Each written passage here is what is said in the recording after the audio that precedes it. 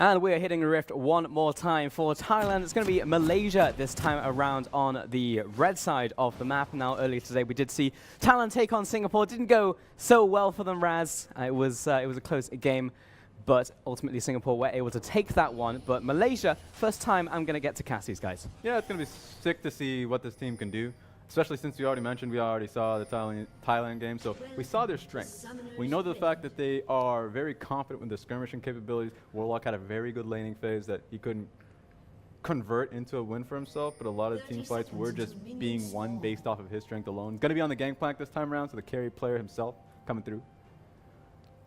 I like it because, honestly, the Jace really started to fall off later into the game, but Warlock on Gangplank not going to be falling off at the same time. I also want to see more out of What the Jest, because I think if any player surprised me the most last time we saw him was definitely What the Jest. As they pop out of the brush, instantly see Vec, and he was like, hello lads, how's it going? You sit right there, because last time, Thailand were actually going full lines of scrimmage, so I feel like they've broken the peace treaty right here. And they shouldn't stop the pressure. If I'm Thailand, you have a really good level 1. Braum, Ezreal, literally if you want to utilize Zoe, she can walk up too. They should just get an early ward down. They didn't have to put 2 wards, but you know what? Who am I to judge? I mean, hey, if they cleared out the first one, then they have another one down already, Raz, so it was close. all planned. It was all planned. I mean, maybe you can hit 3 times, but can you hit 6? So that's going to be a resounding no on that one, and absolute vision over on that side. So there's going to be blue buff not started here by Malaysia, and Caspiel starting on this red buff will be known now to Thailand. Immediately, I'm just going to say, I haven't even seen that Olaf skin before. I had a referee jersey. Is there an Olaf with a referee jersey out there? I don't believe so, right? I mean, there's Pentakill, there's Brola, there's maybe I just don't see a lot of Olafs. Well, anyways, it exists. The man is wearing it. I know we're looking out for it. That being said, he's going to have to challenge this. He had a ward to catch Graves out here, so Graves is going to be all alone.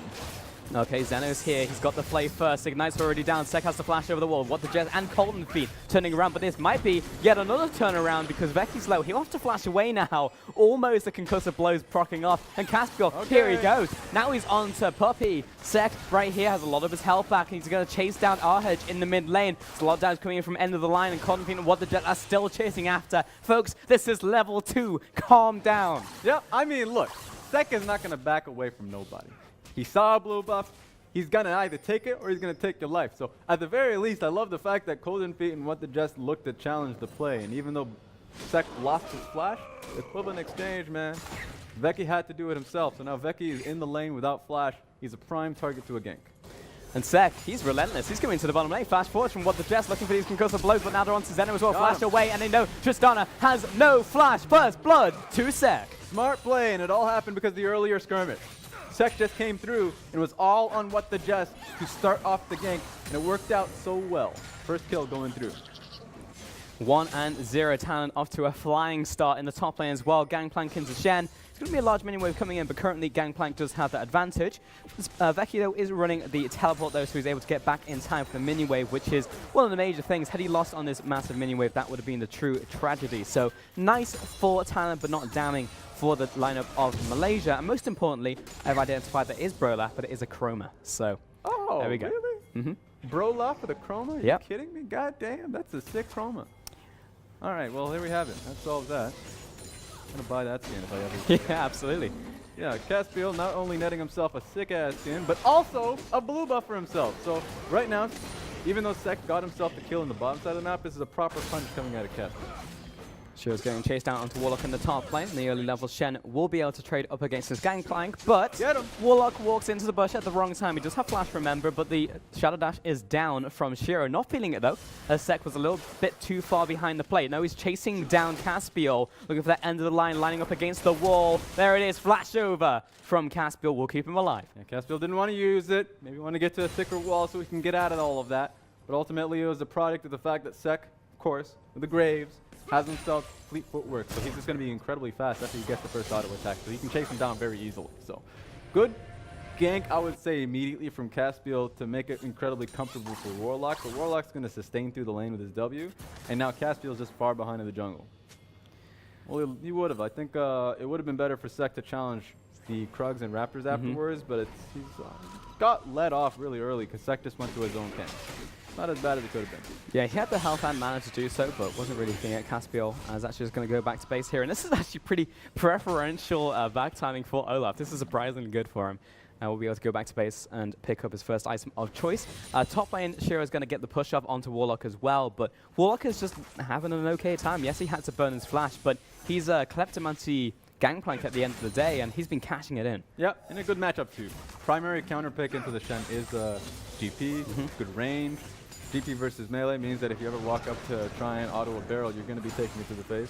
So right now, Warlock is in a great position even off of that successful game from Caspiel. I wonder if Caspiel is going to levy that. Flash, ultimate, suppressed down onto the Zoe, and Caspiel is trying to follow up as well. Here comes Core the Void, but Olaf's been put to sleep. And while the Voidlings are chasing after Malefic Vision, is making them very angry right now. Puppy managed to escape alive. And hello, Sek, how are you doing? We're ready for round 2. Arhage managed to get that damage down, and the Voidlings will follow through once again. And what pressure is coming in from Malaysia. We're not actually going to see anything else. And what's really fun is the fact that we're expecting more cohesion coming out of Team Thailand because, of course, they're from Team Mega. So, like, they're just literally a Team Mega in Thailand. And they played together frequently. But that was just miscommunication coming out of this team where Sek took way too much damage for no reason walking in after Puppy was already pushed out. So, our Edge and Caspiel are doing incredibly well for themselves just based off that, I guess, miscommunication coming out of that. A bit unfortunate right there, but still just that one kill in this game so far. 700 gold advantage over to Thailand, and you have to feel that not all of that is going to be coming just from that kill. And while you look at the gold totals, wait a minute, Arhedge, he's ahead of the mid lane, jungle also ahead of the jungle, but remember there's a Gangplank, so probably all of that extra gold is on the top lane right now. This Gangplank's going to get bigger and bigger, and he's also picked up the Sheen as well, just come on that back, and also moving towards his Triforce. So as long as this early game goes to plan, then well, Thailand's going to be feeling pretty good. That being said, I love what I see coming out of Team Malaysia. Caspiel having 2 control wards, so he can actually get this Infernal Dragon alone. He should just be fine. That being said, yeah, okay, dual lane, what the Jess and Golden Sea based at a pretty poor time for themselves. Of course, poor in the context that they had no vision of this happening, so that just means that's going to be a free Infernal Dragon coming out of Malaysia. No response to the opposite side of the map, because Sek didn't have that information, so he's just doing his own wolf camp. Yeah, the Malaysian team going to be feeling pretty happy about that one. I mean, that's going to be scaling for themselves. Didn't manage to catch what the next dragon will be, however, but still, getting the first Infernal of the game always going to be nice for you. Sek is in the bottom side, will be taking up this red buff, though the bottom has now just backed from Team Malaysia. Actually looking at this Tristan and a Thresh heading towards the top side of the map right here. Maybe looking for a play here, Raz. Yeah, getting the early push out in bottom lane means that you can just start to bust these turrets early. And you can empower Caspiel for blue side and day. So I like what I see coming out of Veki. There's no reason to be doing your Wolf Raptor camp here. He's just going to do it because, you know what, I'm an AD carry that needs all the experience here. But no, really just get yourself top side and look for a play onto Warlock before Thailand has an opportunity to get the bottom lane tower. Yeah, really just stall this guy out. And Zeno, here he comes. Sek might be the casualty here. He's actually packing towards top side. Oh, right around the corner. There's Thresh, lands a death sentence, and it will indeed be Sek's as he goes down. Arhedge moving towards the top lane, and now Warlock, he knows what's coming. Arhedge has his ulti, so no matter what, Warlock, you're going down. It's a party in the top side. Zeno flashes away to press down onto Warlock as well. There's no getting away from that one. And that's going to be a clean dive from Malaysia. Really good move coming in from them. And look at this tower from Golden Feet and what the Jets is way too late. Look at the wave right here coming in from Malaysia. Even though I would say what the Jets and Golden Feet will be able to take this, they won't be able to push the next wave into the tower. If they do that, then I would say they lose out in time. They're going to go for it anyways. Yeah, this will be the second tower of the game, just falling very quickly here to Team Malaysia. Doesn't look like they're going to continue to push, though. There's the recall out from Shiro. He wants to get to the bottom side in time, though we're also seeing a recall out from Veki and Zeno. So, in fact, it would just be the one-for-one trade, and because it was first tower, that's not so bad for Thailand. Yeah, I would say, sure, it wasn't as bad, but I think I like the play coming out of Malaysia because it all started with the fact that they were able to get 2 kills off that, right? So they got the kill off the GP and Graves at the same time. So ultimately, the play was for the kills. It was really smart to be able to traverse behind blue side to get towards Sek. I don't even know if they expected Sek to be on that side of the jungle. They're taking a long route perhaps just to be able to make it so it's impossible for Warlock to leave that tower. But they found another member, so buy one, get one free. Exactly. So they got 2 members in the tower. Better trade for them. Though you do have to question the tower trade in itself, right? Because top tower goes down for Malaysia, and then hold that thought because what the Jets has found Zeno, or maybe the other way around. He'll flash away. Here comes the Shen ultimate. He has flash and the shallow dash, but I don't think he wants to go in this one as the Ezreal ultimate, but not quite on the mark as we saw last game from Sailor. And 10 minutes into this game, no casualties. But back to the point, Malaysia, they have the top tower down. There's potential for them to move on to this Herald, though Golden Feet has found Veki. Flash from both of these AD carriers, and with the Mystic Shot not landing, he's still keeping the chase. Zoe not landing the bubble there will let Veki get out alive. All right, so Zeno and Veki have to get out of there. Veki might stick around just so he can take the wave, but he's in an interesting position because he's in top lane to defend, which is weird.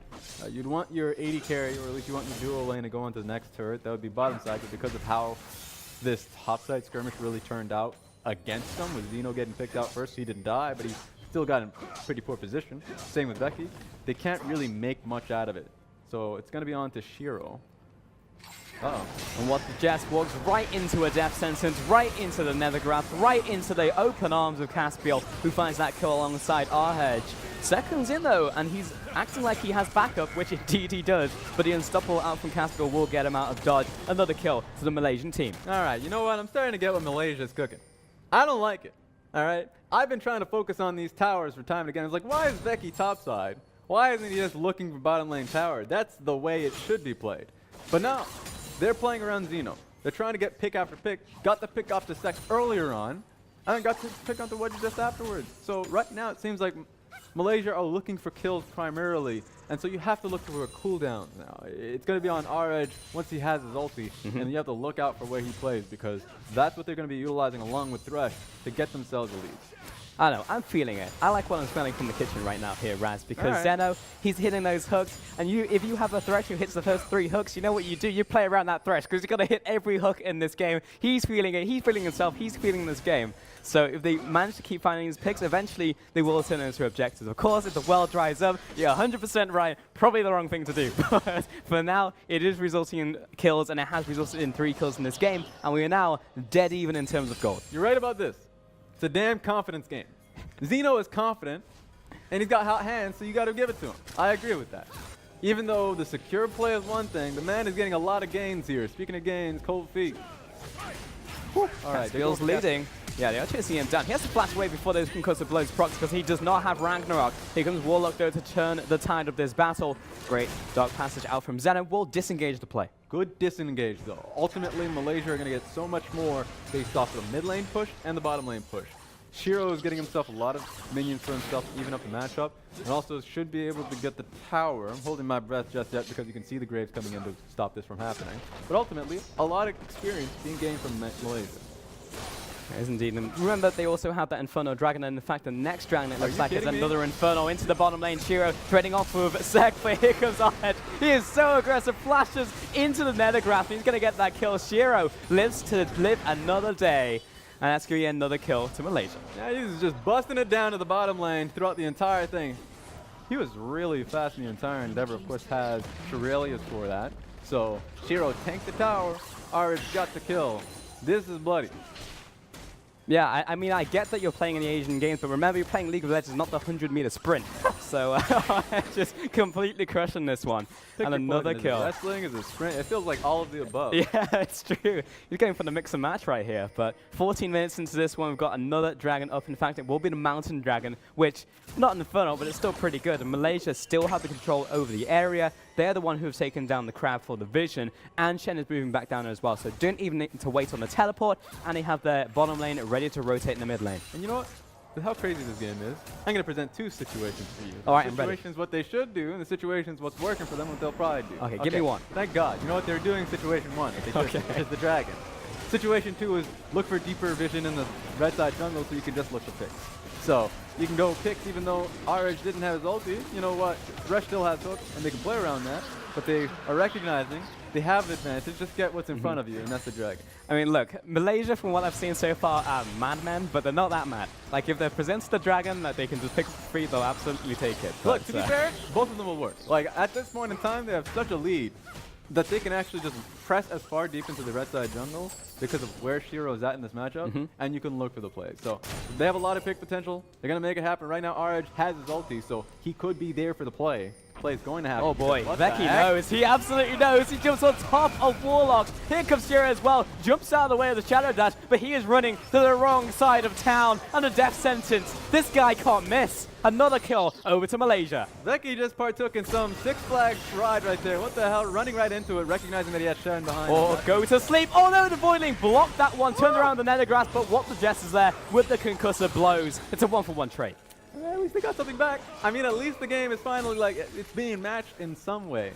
Malaysia feels like they're just getting so much at one time. They took a long time to get the kill on the Warlock, but at least RH dies for his trouble. I would expect RH to join the team, but I think he just thought it was alright. Maybe he can get a little bit more. So that greed's what bit him in the end. I mean, the thing is, Thailand have realized that they need to get down in the mud, get down and dirty with Malaysia, because we're going after picks, we're going after skirmishes, and if we want to win this game, we've got to go challenge them exactly where they're strong. And I like the fact that they're looking for return kills. Look, this is a fun game because we already saw Thailand last game. They were that team. Thailand was the scrappy team. Oh, they'll get in the ring with them. And now this time around, they're recognizing they're looking in the mirror. So they have to really match what's coming through. You're right about it. Like RH, Xeno, these are the members, especially apparently Veki now just jumping right in. These are the members that are looking to start the fight because they know what engage options they have. So if you are Thailand, you don't have that many. A lot of it's just a question of if Puppey can get a Sleepy Trouble bubble across, or if Bucket Jess can maybe set a few passes. They don't have nearly as many engage options as they did last time around, but they can turn fights, and they can turn fights with a lot of the slow that they have on their team. So I think what the Jets is going to be a major, crucial factor in what this team is looking to do.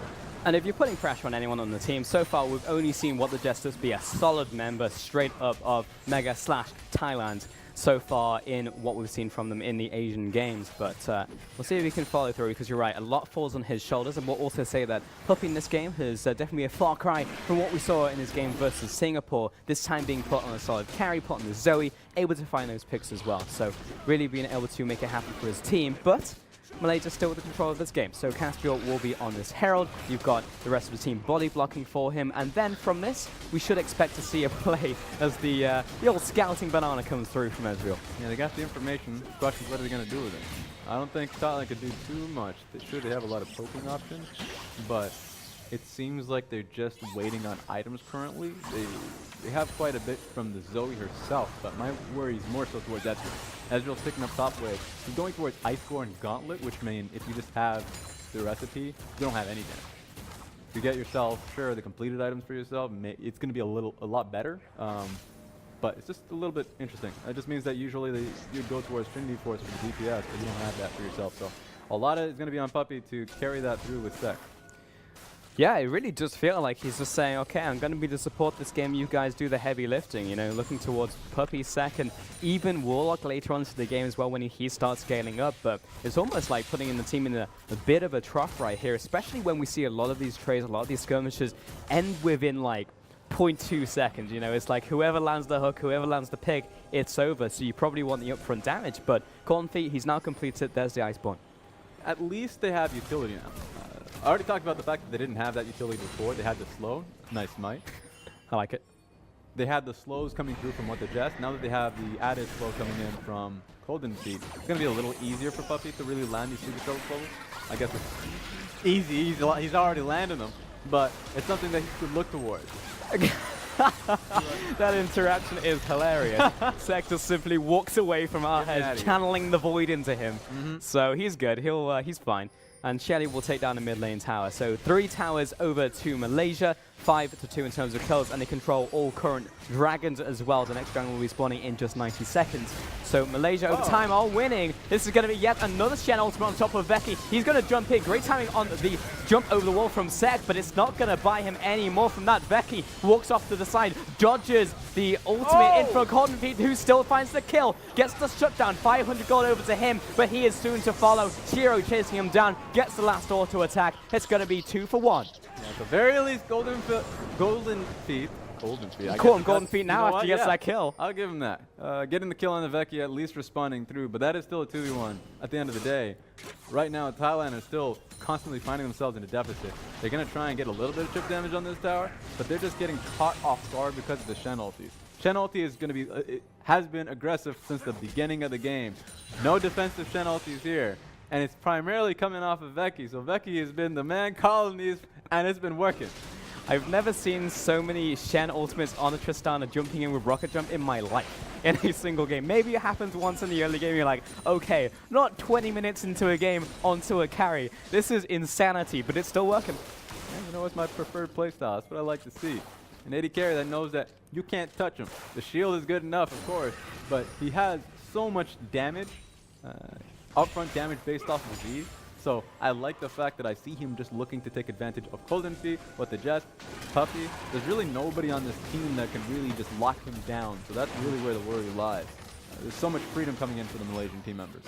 And Veki, he's going to be, you know, in the hearts of every Shen player out there in the world. You know, someone who actually goes in when you press the ultimate. That's, I mean, as a Shen player myself, it feels so good to watch it on screen. Everyone's going to be seeing this one, so good stuff, Veki. You're the man that we need, not the one we deserve. But Malaysia, they're going to be pushing in the bottom lane now after picking up yet another dragon for themselves. That was another Ocean. It'll be the third one of the game. Warlock is going to do his best to clear out these waves, but he can't even one-shot the front line of minions. So Veki, we're sure right here, she'll be able to knock down this tower. Tristana is basically just a tower destroyer. Flash forwards, suppress down, into the hook. Perfect timing on that CC layering. That's going to be one, if not two towers to Malaysia. This is an awkward trade coming in from Thailand. The fact that they thought the 3-man topside to get an outer turret was beneficial, especially since right now Malaysia are at your doorstep looking to take in hit turrets. So poor decision coming in from Thailand. They're at the doorstep and no one's home. Finally, they recall and actually turn up and say, like, hang on, get off of my front lawn. But Malaysia, they've already taken so much. Veki, he gets tagged out there from the Mystic shot. But I mean, that's so much damage dealt to the base of Thailand. And people will wonder, like, what was the thought process coming in from Thailand? Perhaps getting the tower gold was good enough. You can base immediately after that. They stayed a little longer to get the wave pushed out, but know what that really means, because you're not going to get that tower for free. And you're looking down the barrel of Malaysia. Even if Malaysia doesn't get the kill onto Puppy, that is so much more worth it. You can get so much deeper vision. Look at the vision control right now that they have in the red side jungle bot side. Like, that's just 2 control words. I think now that first one just got cleared out. But they can do that freely from this point forward. It all hinges on this Baron. Baron taken, that bot side buff is not yours anymore. And it feels like the mentality here from Thailand is we've got to trade. You know, we can't do nothing. We can't just like do nothing while our towers get taken. But it's not being done in the right way. You know, it's like at a certain point you do have to concede, and losing gracefully is a thing in League of Legends that you kind of have to learn at some point. It's not like we'll take a 1-for-2 trade because it's still we're getting something. And to hit on your point a little more, they still have they have great wave clear ability. It's going to be primarily off of GP barrels and Graves Q, and maybe ulti if you need to use it on a cannon wave. You can utilize that. That's pretty good, even if we're thinking about Puppy's Q. Just trying so hard to make a play in the cross map work, it's not going to work for you. Oh boy, slight misfire on the coordination on that CC layer, but that's going to be Caspiel actually turning around, still gets a taunt to what the Jess, and Arhead is pushing forwards, flash forwards, and Zeno is on point in this game. Yet another play, another death sense, but he will go down for the count. Here comes Caspiel, reckless swing for the kill, it's a double for him, but here comes Veki, he's into the fight, 1, 2, here come the resets from Tristana. 5-for-1 trade. It was looking okay for Thailand. It really was. But then you start peeling through the front line. You're like, all right, we got the Shen, we got Caspiel, Zeno, and then you see a full HP Veki just walking you down. So ultimately, front to back, they had it all along. They're a fun team to watch, Raz. Malaysia push it down mid, 5-for-1 in that final trade. 23 minutes, barely 24 minutes onto the clock, and it's a 1 versus 4. They are looking for the win. They are looking to turn the lights off in the base of Thailand. They're on to the Nexus, and it's GG, 24-minute win.